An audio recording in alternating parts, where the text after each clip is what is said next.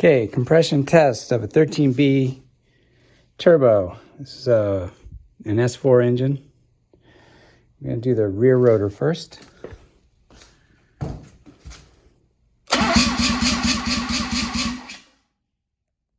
Okay. Okay, here is the front rotor compression test. Go ahead and reset the rear.